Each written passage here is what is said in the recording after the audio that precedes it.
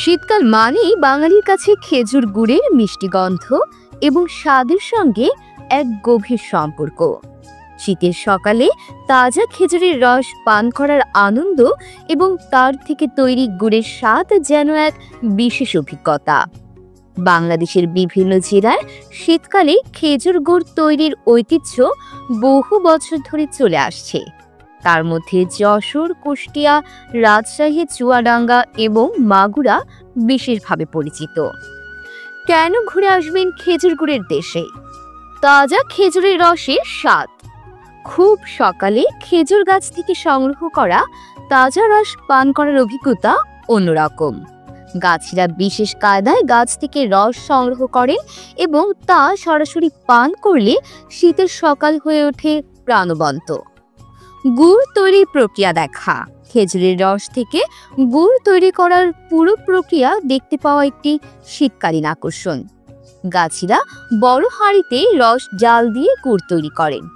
সেই সুগন্ধে পুরো এলাকা মেতে ওঠে। বিভিন্ন রকম গুড়ের স্বাদ। খেজুরের গুড় বিভিন্ন প্রকারে পাওয়া যায়, যেমন পাটালি গুড়, নলেন গুড় এবং ছোলা গুড়।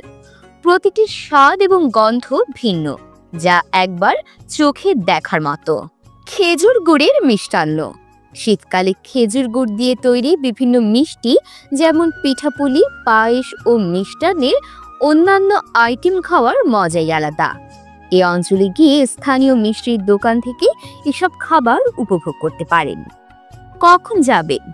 ডিসেম্বর থেকে ফেব্রুয়ারি মাসের মধ্যবর্তী সময় হলো খেজুর গুড়ের মৌসুম।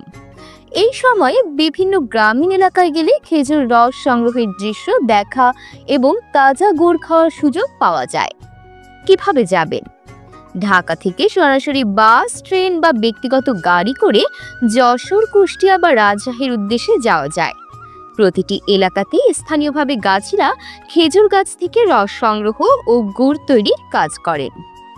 শীতে খেজুর গুড়ের দেশের এই ভ্রমণ একদিকে যেমন মনোরম প্রাকৃতিক দৃশ্যের মাঝে মিশে যাওয়ার সুযোগ, অন্যদিকে বাঙালির ঐতিহ্য এবং খাবারের প্রতি ভালোবাসার এক বিশেষ অভিজ্ঞতা।